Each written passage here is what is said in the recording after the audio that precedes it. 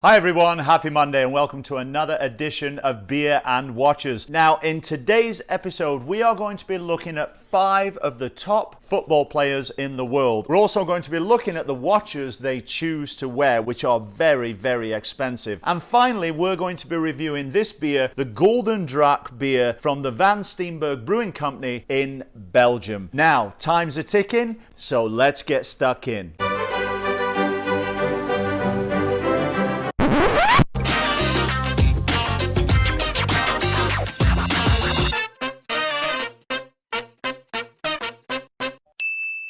Hi guys, Matt Johnson here and happy Monday. I hope you all had a great weekend and you all stayed healthy, safe and well out there. My wife and I, well, we just hung out at home, went kayaking, a little bit of rain, but we had a really good time. Now, if this is your first time here, please don't forget to go ahead and click on the subscribe button over there to the right of the screen. I'd love for you to join my Beer and Watches family and hang out with us all. I answer all my comments and get back to everybody and love hearing from you guys. Also, don't forget to click the bell button up there to the right of the search bar. That means you'll get notified every time I release a new video here on my channel, which is every Monday, Wednesday and Friday, where I bring you the very best in watch news and beer reviews from around the world. Now today we're going to be taking a look at 5 of the top soccer stars in the world. We're going to break down where they're from, what teams they play for, how much they get paid, but we're also going to look at their favorite timepieces, the watches they choose to wear on their wrists every day. By the way, talking of watches on wrists, today I'm wearing my Orient Bambino. It's a beautiful automatic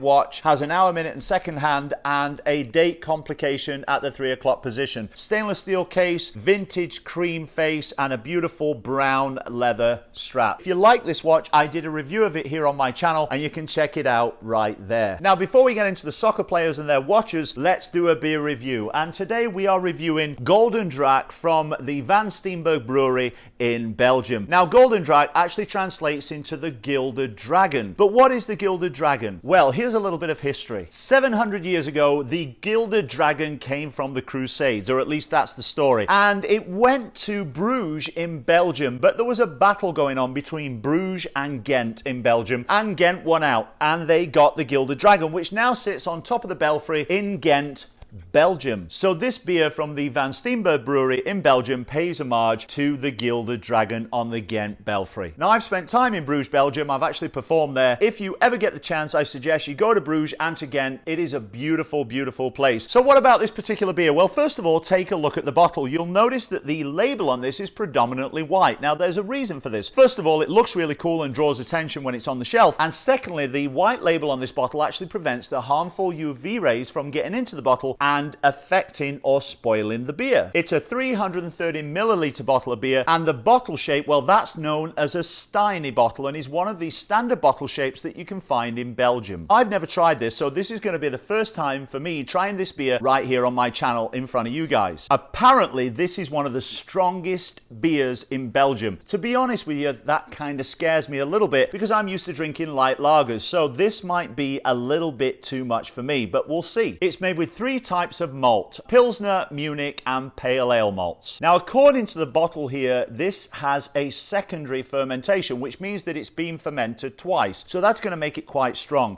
It's also apparently a dessert beer because it is full-bodied and very sweet, although I've never tried it, so we'll have to see. Dessert beer. I don't think of beers as desserts. I always think of beers as something you drink on a hot day or after you've been working hard to kind of hit the spot, refreshing, you know, so this is going to be really unusual. Let's crack it and stack it. I need my bottle opener for this.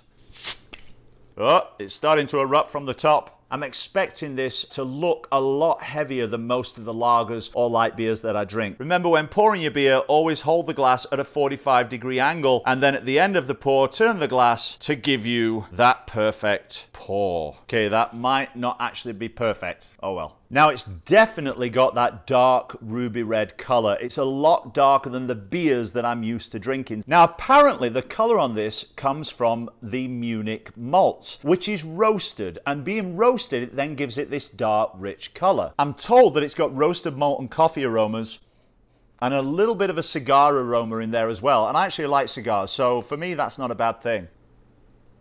Ooh, wow. That is a strong, heavy beer. Now, I got to be honest with you, I don't like strong beers. I'm not particularly fond of stouts, but actually, it's not as strong as I thought it was going to be. It's definitely got a lot of carbonation in there, kind of like a lager. Now, I'm told it has chocolate and caramel notes in the beer. I definitely get the chocolate coming through and a little bit of the caramel on the palate. Look at me getting all specific and technical. I mean, after all, if you're going to spend your hard-earned cash on these beers, I hope that you'll take my reviews into account, and I hope they'll help you make informed decisions when purchasing your beverages for the weekend. Now, because I do like light beers and lagers, if you're that kind of beer drinker as well, then kind of take that into account. It's the kind of beer that you are going to pour and then sip and savor. I'm getting the chocolate coming through now and the caramel. This is 10.5% alcohol volume. A couple of these is going to knock you back. Let's just put it that way. If you have 3 or 4, you better make sure you've got a friend to help you get home. So like the dragon that it's named after and the Nordic Vikings, which apparently inspired this and held the dragon on the front of their Nordic ships. Is that boats? I don't know. Yachts? Kayaks? I don't know. What is the Nordic thing? Anyway, I kind of feel like a Nordic Viking when I'm drinking this. Of course, it helps having the big beard and the tattoos. It actually, surprisingly, gets a thumbs up from me. I'm totally surprised. I thought I wasn't going to like this, but I actually do. So good job, Van Steenberge Brewery. I'm totally impressed. So now let's move on and find out all about those famous soccer players and the watches that they wear on their wrists. I think you're going to enjoy this. Now, the first football player that we're going to look at on our 5 today is Lionel Messi. He was born in Argentina and presently plays for both Barcelona and the Argentina national football team. His birthday is June 24th, 1987, which makes him 32 years old, which is 14 years younger than me. And his salary in 2020, get this, 33 million US dollars. Let's just say he's doing very well. Now, what watch does Lionel Messi choose to wear on his wrist? Well, I'm sure he's got quite a few, but the one that comes to my attention is his Audemars Piguet Royal Oak. It's platinum, there are only 500 in the world, and it's valued at a massive 82,000 US dollars. I guess that playing football was the right decision. Now, our second football player on today's list is Jesse Lingard. Now, Jesse was born in the United Kingdom. Presently, he plays for Manchester United and the UK national football team. He was born on December 15th, 1992, which currently makes him 27 years old. His current salary is $6.5 million US. Now, as for his favorite watch, it's a Patek Philippe Nautilus 5711 in rose gold, and it's valued at $188,000 US dollars. Third on our list of famous footballers in the world today and their incredible watches is Karim Benzema. I hope I said that right. Now, Karim was born in France and plays for Real Madrid. He was born on December 19th, 1987, which makes him, at the moment, 32 years old, and he makes 10 million US dollars per year. Karim is known to collect Rolex watches and apparently has quite a few, but his favorite Rolex watch, the Rolex Daytona Cosmograph. That's right, I said Cosmograph and not chronograph. It's 18 karat white gold with a Tahitian mother of pearl diamond dial. I gotta say, that looks pretty nice, Karim. I would like one of those for myself. Please and thank you if you're watching this. Hey, who knows, you might be one of my subscribers. Fourth on our list today is this guy, Neymar Jr. Born in Brazil, he plays for the Paris Saint-Germain Football Club and the Brazil national football club team. Ooh, I almost slipped up there. Born on February 5th, 1992, that makes him 28 years old. He makes a massive, apparently, 62 million US dollars a year.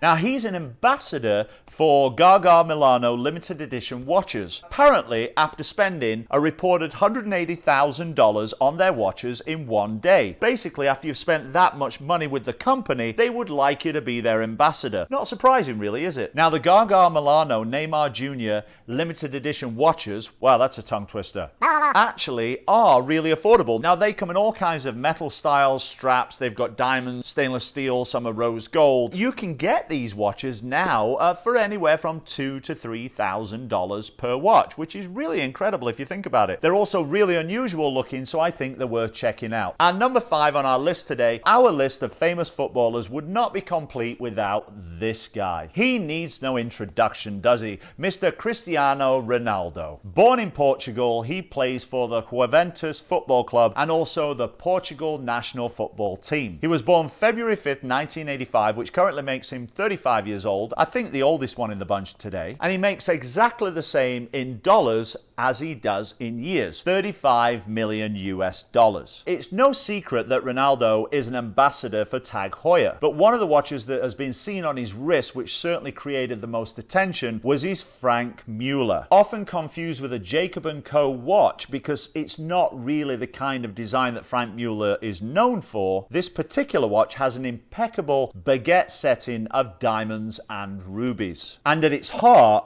the stunning Imperial tourbillon. And if you know anything about watches, you'll know that a tourbillon movement drives the price through the roof. Now, I'm not sure if this is platinum or white gold. I did the research, but I couldn't find that information. However, what I can tell you is that this watch, wait for it, is valued at a massive 1.5 million US dollars. Well, there you have it, my friends. That's another edition of Beer and Watches. Today is Monday, so I hope you enjoy the rest of your week, and I'll see you again on Wednesday for another episode. I'm going to hang out here now with my Gulden Draak Beer and imagine that I'm sitting on a cobbled street in Bruges, Belgium. Thanks so much again for stopping by. I really hope you enjoyed this episode today. If you want to see another one of my videos, you can click on this video right here. And don't forget to click on the guy with the beard. We'll see you again on Wednesday. Bye for now. Cheers.